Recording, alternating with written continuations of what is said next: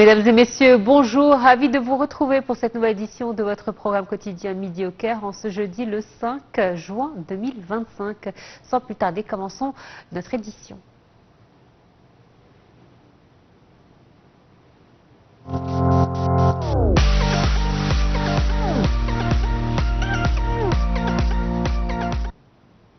Et elle a eu l'actualité présidentielle avec cette visite hier du président Abdel Fattah el-Sisi à Abu Dhabi, où il a été reçu par le président émirati, Cheikh Mohammed Ben Zayed Al Nahyan.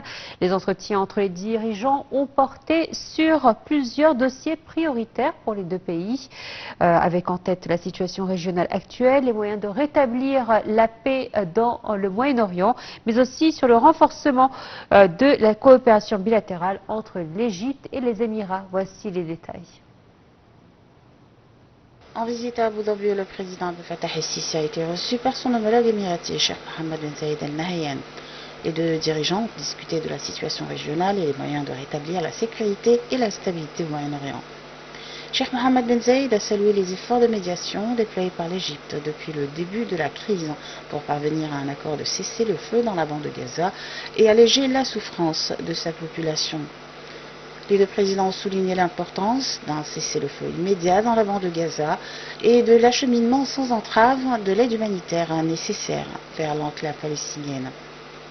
Ils ont insisté sur la nécessité de poursuivre les efforts en faveur de la solution à deux États, seule voie vers une paix durable et une stabilité globale au Moyen-Orient.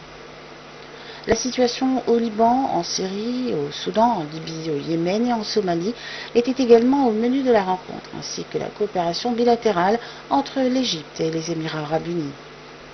En 2024, les échanges commerciaux entre les deux pays ont augmenté de 49,6% par rapport à l'année précédente, les exportations égyptiennes ayant passé de 2,2 à 3,3 milliards de dollars et ses importations de 2,3 à 2,7.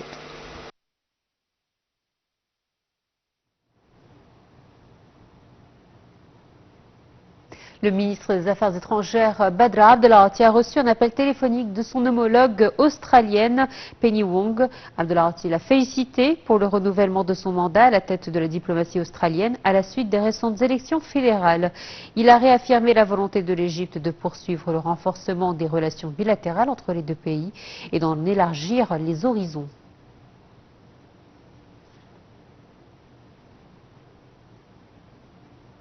Allez, on va parler de pèlerinage à présent. Les pèlerins sont sur le mont Arafat pour une journée de prière et d'invocation.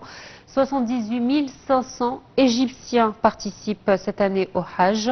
Pour la première fois, toutes les procédures et la réception des sites ont été finalisées bien avant le début officiel du rituel, ce qui garantit une préparation optimale en vue de la réception d'1 million de musulmans ou de plus d'1 million de musulmans venus des 4 coins du monde. Un commentaire. Les pèlerins égyptiens du Hajj représentent cette année 78 500 personnes, a annoncé Nasser Turk, membre du comité supérieur du Hajj et de la Umrah.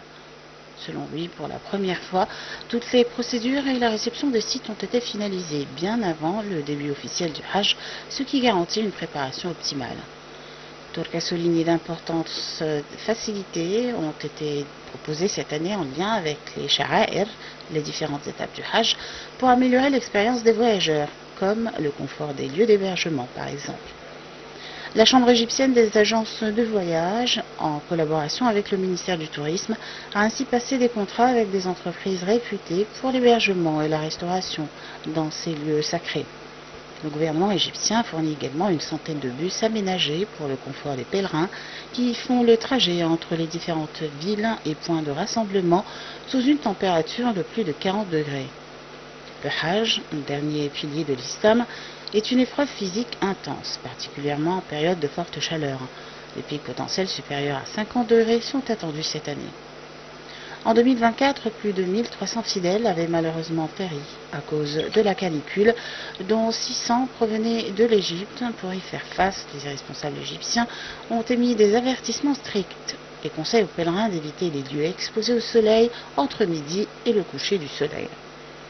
Parmi les réglementations, il est impératif d'utiliser uniquement les visas spécifiques au Hajj, Toute autre forme de visa, visite ou touristique, etc., étant strictement interdite pour l'accomplissement du pèlerinage.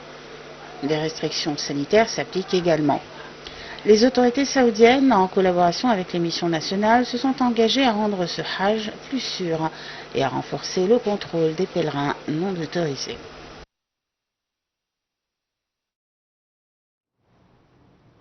Et par conséquence, donc, nous sommes en période de fête, nous sommes en période de férié et les banques seront fermées de ce jeudi, à partir d'aujourd'hui, ce jeudi 5 juin jusqu'au lundi 9 juin, à l'occasion donc de l'Aïd. La Banque centrale d'Égypte a indiqué que les activités des banques reprennent mardi 10 juin.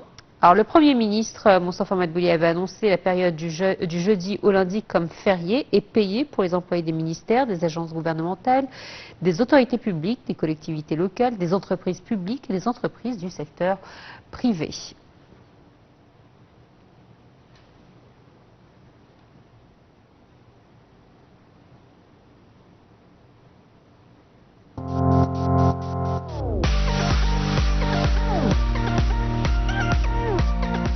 Et dans le volet économique, un accord de partenariat a été signé en présence du Premier ministre Dr Moustapha Madbouli entre la société holding des produits pharmaceutiques, des produits chimiques et des fournitures médicales relevant du ministère du secteur des affaires publiques et la société américaine Dawa Pharma. Était également présent le vice-premier ministre chargé du développement humain, ministre de la Santé et de la Population, ainsi que le ministre du secteur des affaires publiques et le président de l'autorité égyptienne du médicament.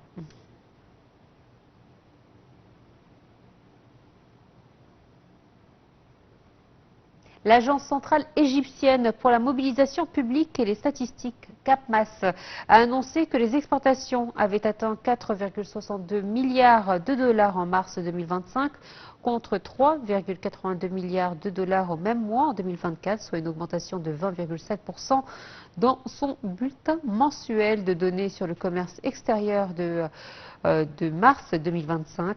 La CAPMAS dit que le déficit commercial a atteint 2,50 milliards de dollars en mars 2025 contre 4,09 milliards de dollars pour le même mois en 2024, soit une baisse de 38,6%.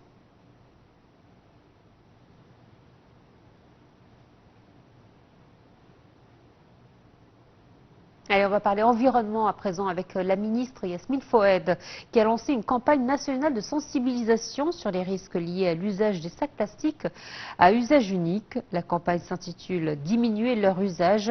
La campagne intervient dans le cadre de la célébration de la Journée mondiale de l'environnement organisée sous le thème « Lutter contre la pollution plastique ». La ministre a exprimé ses remerciements au chef de l'État pour son appui et sa confiance durant les dernières années en faveur du dossier de l'environnement.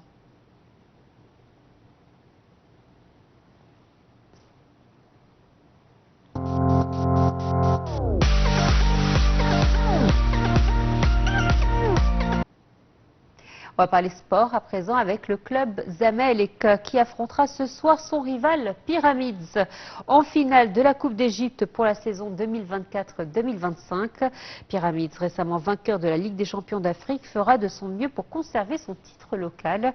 De son côté, Zamalek, qui a connu une saison en demi-teinte en championnat, occupant la 3e place, cherchera à décrocher son 29e titre en Coupe d'Égypte pour se réconcilier avec ses supporters. Un commentaire.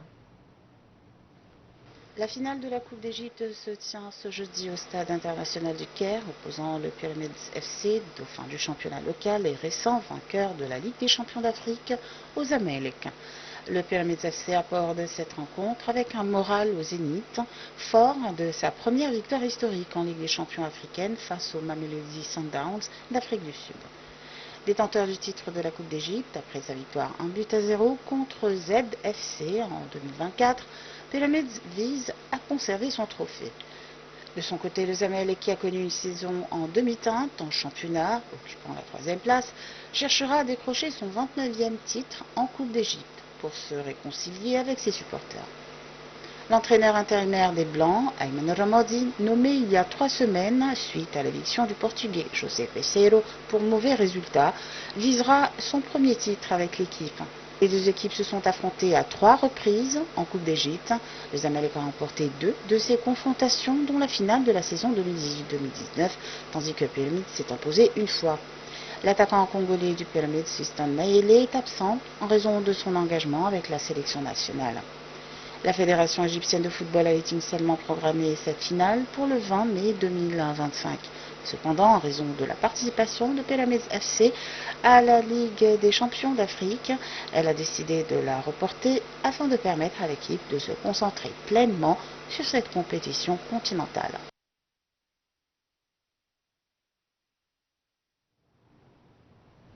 Et on parle toujours de football, cette fois-ci avec la Fédération égyptienne de football qui a annoncé que la saison 2025-2026 du championnat national allait débuter le 15 août et se terminera en mai 2026. La saison prochaine, 4 clubs égyptiens participeront aux compétitions africaines, à savoir Al Ahly et Pyramids FC en Ligue des champions de la CAF, Zamalek et El Masri en Coupe de la Confédération africaine. Le club d'Al Ahly vient de remporter le 44e titre de champion de son histoire à l'issue d'une lutte acharnée avec son dauphin Pyramids, couronné dimanche en Ligue des champions de la CAF.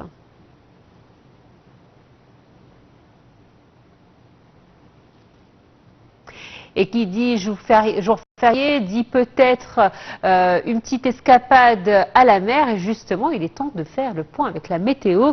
Après une semaine de temps modéré, les températures vont commencer à augmenter légèrement au cours de la semaine de l'Aïd, qui commence donc demain, vendredi. Dans la région du Grand Caire, il fera entre 35 et 36 degrés samedi et dimanche, selon la météorologie nationale. Pour ceux qui partent en mer pour les vacances, il fera beau sur la côte nord. Il faut à compter entre 27 et 29 degrés et chaud dans la région de la mer Rouge. Température située aux alentours de 35 degrés à Sharm el-Sheikh, Hurghada et Marsa Al. La canicule s'installera en revanche en Haute-Égypte où le mercure franchira la barre des 40 degrés dans toutes les régions.